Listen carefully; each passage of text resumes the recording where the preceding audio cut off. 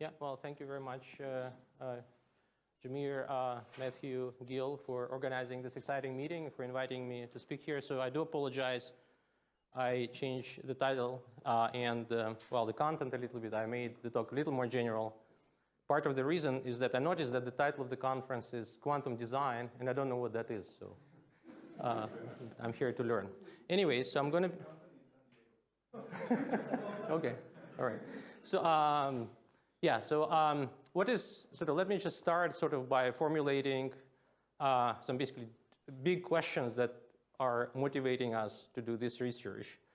And well, kind of one of the big questions is that we all know that, of course, unitary quantum evolution conserves sort of information about the system.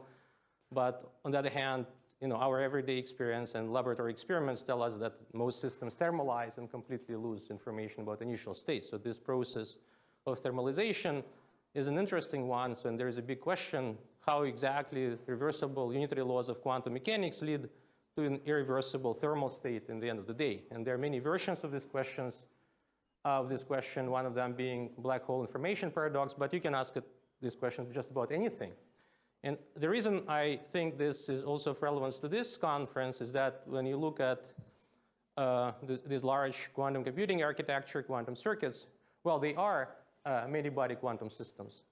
And I've been taught in grad schools that there are kind of more or less two classes of many-body quantum systems, integrable and chaotic, and pretty much, well, maybe glasses, but there's nothing else. And so, well, one can also ask the question whether or not this issue about thermalization and chaos, et cetera, is of relevance to quantum circuits. And sort of one of the take-home messages of my talk, I won't be able to go into the technicalities, would be that kind of you can consider certain aspects of this question on an equal footing for both the usual Hamiltonian evolution and for this kind of Floquet quantum circuits. So the outline of my talk is here. So I'll first give a kind of gentle introduction to classical and quantum chaos, and I'll emphasize the fact that even to define the notion of quantum chaos is a non-trivial task. So then we'll settle on a definition which will have to do with some aspects of random matrix theory and Wigner-Dyson statistics, and in particular, one most important proxy of chaos, which will be so-called spectral form factor. And then we'll ask the question, so how come so many different, seemingly unrelated systems all evolve into some completely universal thermal Wigner-Dyson random matrix state? And so hopefully I'll convince you that there is something interesting going on, which is our recent work, where there may be a phenomenon of the spontaneous breaking of unitarity and kind of dephasing that plays a role in both Hamiltonian systems and in Floquet maps or quantum circuits. And if time allows, I'll tell a little bit about the intuition about it. So anyway, so let me start with something simple. So this is the usual metaphor of classical chaos is the so-called butterfly effect. So I think it originally came actually from climate research, where people were modeling tornadoes and whatnot. And they noticed that tiny changes in the initial conditions comparable to kind of flappings of a butterfly's wing were strongly affecting the existence, the absence or presence of tornadoes, which obviously doesn't make too much sense. Well, but that was the result of their simulation. And what it was a manifestation of the so-called Lyapunov instability, where certain dynamical systems exhibit exponential divergence of classical trajectories if you change the initial conditions even slightly. There are many versions. Basically, most systems which just throw a random system, it most likely will be chaotic. You have to fine-tune things to go non-chaotic. So, but some classic examples are billiards, for instance. This is so-called Bunimovich stadium billiard. When it restarts, you will see that even if you launch particles from pretty much the same position, they eventually move around, and basically you can no longer say that they were initially in the same place, like here. Another version of a chaotic system is called a metal, which is also a billiard, except instead of the external walls of the billiard, you have internal kind of impurities, if you wish, randomly positioned, but in the same way, classically, it's a chaotic system. And there are many others, of course. So in our physics research, we oftentimes have an equivalence relation between the notion of chaos and ergodicity. But in fact, it's completely, it's very naive. So there is I won't use it too much, but I do want to point out that even in classical dynamical systems, there is actually a very rich hierarchy of ergodic systems. and it's a subject of many thick books. So in here, I'm just kind of pointing it out that there exists, several classes of systems. Some of them are, for instance, this one is a billiard, which is irrational billiard, which is ergodic in the sense that if you launch a particle, it will cover the entire billiard, but it doesn't have Lyapunov exponent, it's 0. So then there is so-called K-chaotic systems, which is what we mostly study, but there are many others. And actually, one interesting question, which is not the subject of my talk, but which is the subject of our recent paper, and I'll be happy to talk about it, is quantizing these different levels of classical hierarchy. But anyways, so this is on the classical side. So now, how do you quantize the system? What does it mean, quantum chaos? So in the case, for instance, of a billiard, you just take your billiard and you solve the Schrödinger equation with the, with these boundary conditions where the wave function vanishes at the walls. And then you stare at the wave functions, which look very nice, and at the energy spectrum. And well, here you can declare it as quantum chaos because you just quantize the classically chaotic system. So actually, kind of interestingly, it relates to a completely classical question which was popularized by Mark Kass many years ago in this paper entitled Can One Hear the Shape of a Drum? So if you have, let's say, a membrane and you cut out the boundary of a drum and start playing it, so obviously there will be some collection of frequencies, and mathematically it's actually kind of identical to the Schrödinger equation. So the spectrum of these frequencies is pretty much the same as the spectrum of the quantum particle. And the question was, can you extract the shape of the drum by looking at the spectrum? And the answer is no, because most kind of all these billiards or drums or whatever, they fall essentially into two categories. So one category is integrable systems, in which case if you solve the Schrödinger equation or the wave equation for the membrane or whatever it is you're solving, and plot essentially the histogram of energy levels. So what you do, you find the distance between the nearest levels and plot a histogram.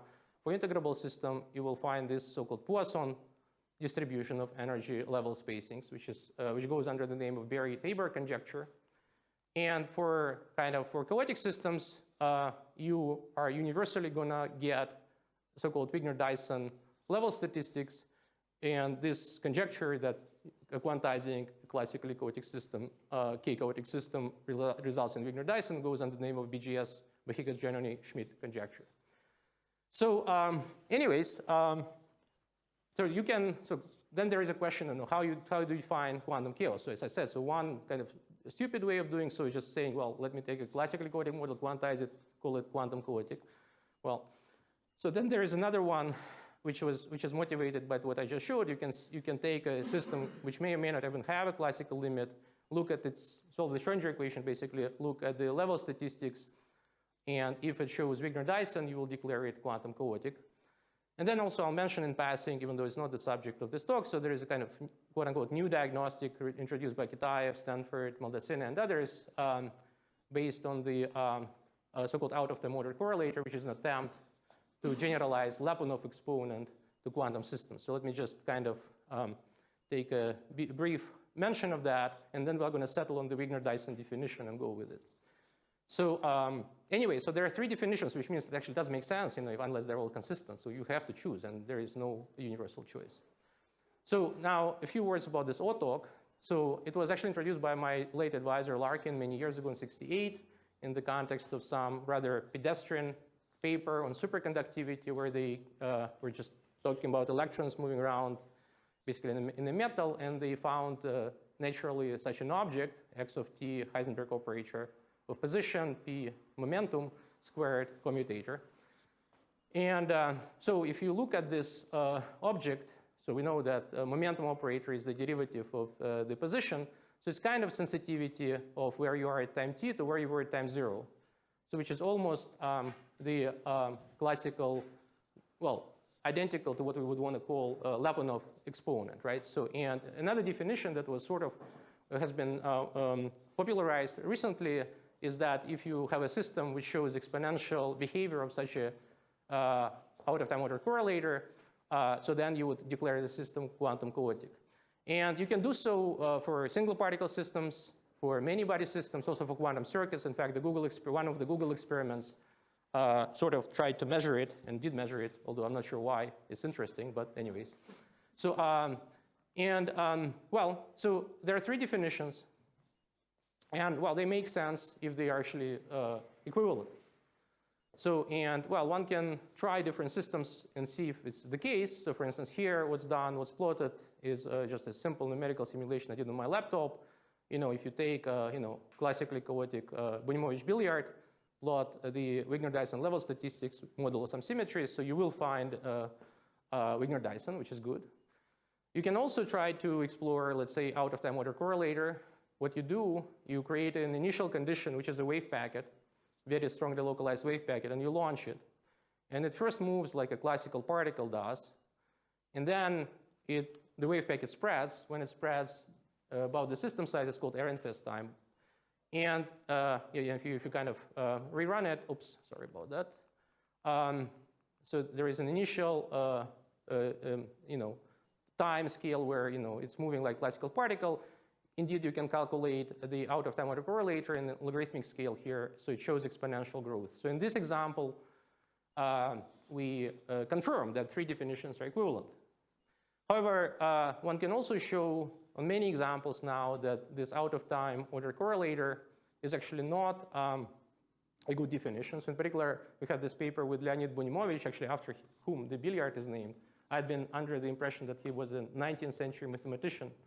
But then I actually met him at a conference and was surprised to see that he's alive and well. So anyways, and we had an example, a very simple one, example of, counterexample rather, of classically non-chaotic systems whose quantized version shows exponential behavior. And the idea is kind of very simple. So there's a mathematical theorem which says that any polygon is not chaotic. It cannot have Lyapunov exponent. If you just have sharp edges, it cannot have it cannot possibly have classical chaos. However, now if you quantize such a system, for instance, such a billiard, and you imagine, instead of a point-like particle, you imagine like a ball of a finite size, essentially what you have to do, you have to redraw your original billiard, just but not allowing the ball to approach the walls closer than the radius. And this will soften the edges and remove the abstraction of it being a polygon and promote it in the hierarchy to a chaotic regime. And if you calculate sort of quantum mechanical out-of-time correlator, it will show exponential growth, even though the system classically is not chaotic. So in this example, it's not consistent. And there are many more examples in which out-of-time correlator is not a good thing.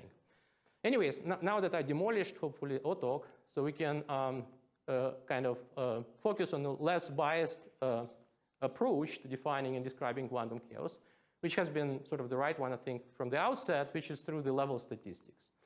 So let me give you kind of what do I mean by that? So let me give you one slide reminder / crash course on random matrix theory.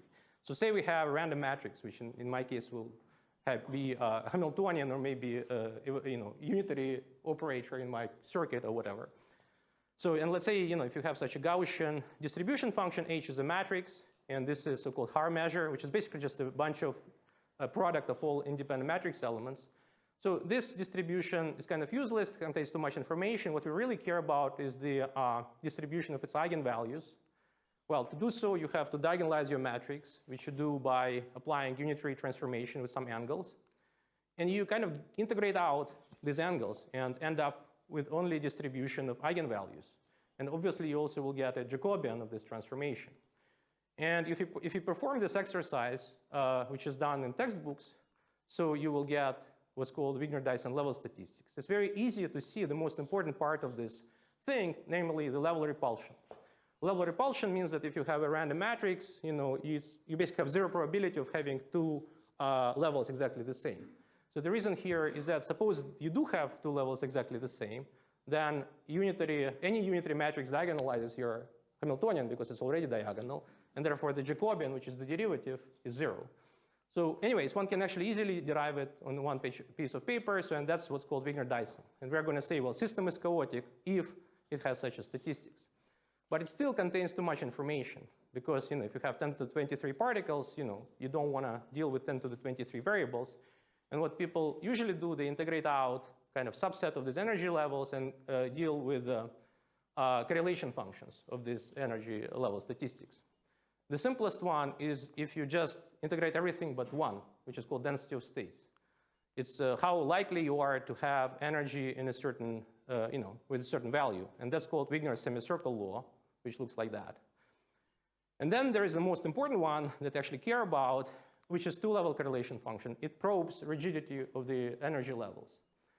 And if you do this exercise for Wigner-Dyson, you will get this function, which is, well, it is what it is. And curiously enough, I just like this fact, even though it's completely irrelevant, it also happens to be a correlation function of the non-trivial zeros of the Riemann-Zeta function, and nobody knows why. So anyway, so this is basically the result that you want to get universally if you're dealing with a chaotic system. So, and that's what we kind of calculate in our work for various systems. Now, in reality, though, I mean, what we actually calculate is a Fourier transform of this thing. So basically, so you take this two-level correlation function, Fourier transform it. And if you do so, you get this object, which is called spectral form factor. Now it depends on the Fourier variable, time-like variable, and it looks like that. So it's a very convenient quantity to calculate. That's what actually people do in practice. So if you actually work in this field, you already know all this background, you just go ahead and calculate spectral form factor for either Hamiltonian system or quantum circuit or whatever you care about. And what you want to get, you know the answer. The question is how to get this answer. So basically, if you look at this quantity, so you're summing up over all energy levels, single particle or many body, depending on your system, you average over your randomness. So if t is equal to 0, obviously all you're going to get is n squared, n being the number of Hilbert space size or the number of qubits or whatever. And then at large t, you have a fast oscillating exponent. So only if n is equal to m, you get non-zero results. So you must drop from n squared to n. N is already huge, 10 to the 23 or something. So there is this transition from this plateau to this plateau, and that's actually where all the information is hiding. And if you Fourier transform this correlation function that I just showed in the previous slide, it just so happens that the Fourier transform has a linear in t term, which is called the slope, which is the hallmark of quantum chaos. Basically, if you forget everything I just said, the bottom line here is that if you take just about any system, Hamiltonian or otherwise, and you manage to find its spectrum and average it properly, and then you do this exercise, you will universally find this linear in t slope, and that's a hallmark of chaos. That's what we want to get, in a sense. The question is why do all systems show this behavior? So, and people thought about it many years ago in the context actually of single particle physics. I'm not going to go into technical details. It's kind of difficult. So in particular, Altshuler and Shklovsky looked at it back in '86, Atlin and Kamenev a little later. What they were doing, they were developing, basically, they were using a chaotic system, which is called a metal, disordered metal, and where techniques are very well developed. And they were re-deriving what we already know, Wigner-Dyson. And kind of the bottom line of their calculation was that you can derive this Wigner-Dyson level statistics, this sine over S thing, and it hinges on the presence of these diffusion modes. So I'm not going to explain why, but there is some integral, almost like weak localization type integral, which gives rise to this Wigner-Dyson. Also, curiously, if you're a fan of Sajdiv-Yakitaev models, you can say that, well, SYK2 model, which is basically just a bunch of fermions occupying random Wigner-Dyson levels, is basically in the same category, except there is no notion of space. And also, of course, you will get single particle by construction as Wigner-Dyson. So these old works, they considered level statistics of single particle systems. Now we're interested what happens if you actually have many particle systems with interactions. So, and that's the work we've been doing. So the work I just tried to describe briefly was looking essentially at single electrons moving in a random potential. Now, what we want to do, we're going to say, okay, so we have some single particle levels. They're distributed somehow according to Wigner-Dyson. Already, let's establish that. And now we're going to populate these levels. And, well, there will be some statistics of many particle, many body eigenstates, which is a much finer landscape. Because if you have n, which is already very large, n being the number of particles, so the Hilbert space size for many body system is 2 to the n. So we're talking about exponentially small level spacing. And without going into details, so my postdoc Kyung-Shan Liao, student Amit Vikram, and also a group by Brian Swingle at the same time, we looked at this. I was sure this problem had been already solved in the textbooks, but it wasn't actually. The problem being, what is the level statistics of fermions embedded in a chaotic medium without interactions first. So, and what we found, if you remember before, I was showing you this spectral form factor, which was dropping and then showing a linear ramp and then showing a plateau. So here, what happens here is an integrable system, essentially. What happens is that there is still a structure which is kind of interesting, but the ramp is, this thing is no longer linear, but exponential. So very quickly, the system loses information about, correlation between energy levels, so it becomes almost Poisson.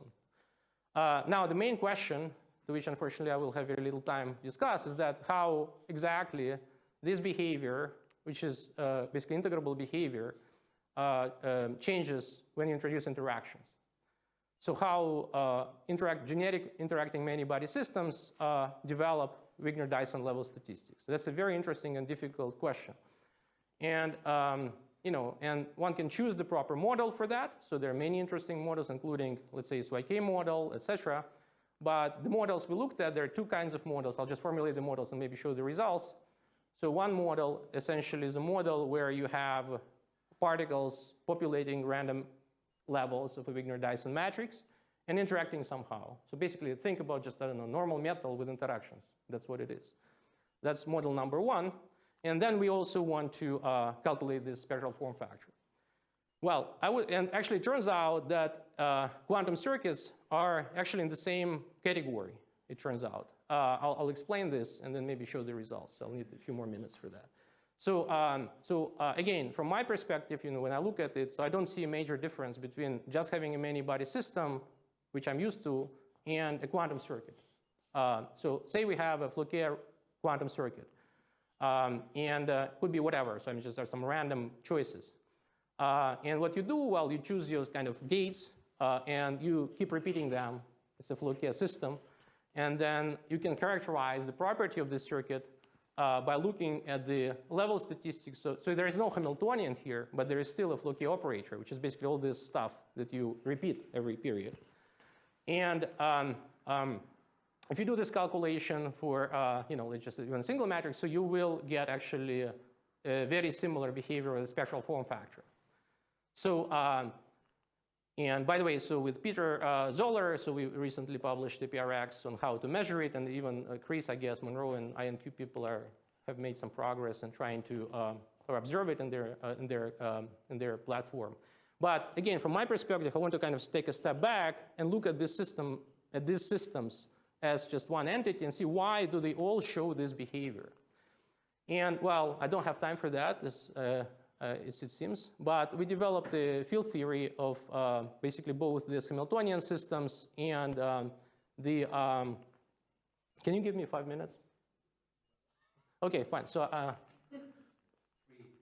no, it's okay. That's fine. So let me just explain. So we developed field theory. If you're interested, go and read it. So now I'll explain a heuristic explanation. What is that we want to do?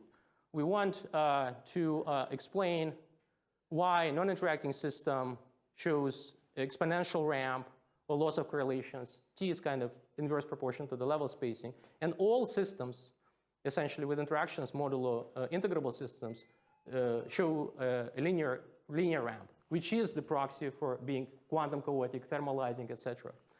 And there is a difficult way to prove it, which is field theory, which I didn't explain. And then there is a kind of naive way to explain it, which is based on periodic orbit theory, originally developed by Berry, and also recently generalized to quantum circuits by Choker and company. So essentially, you're calculating something like this. It's a trace of evolution operator.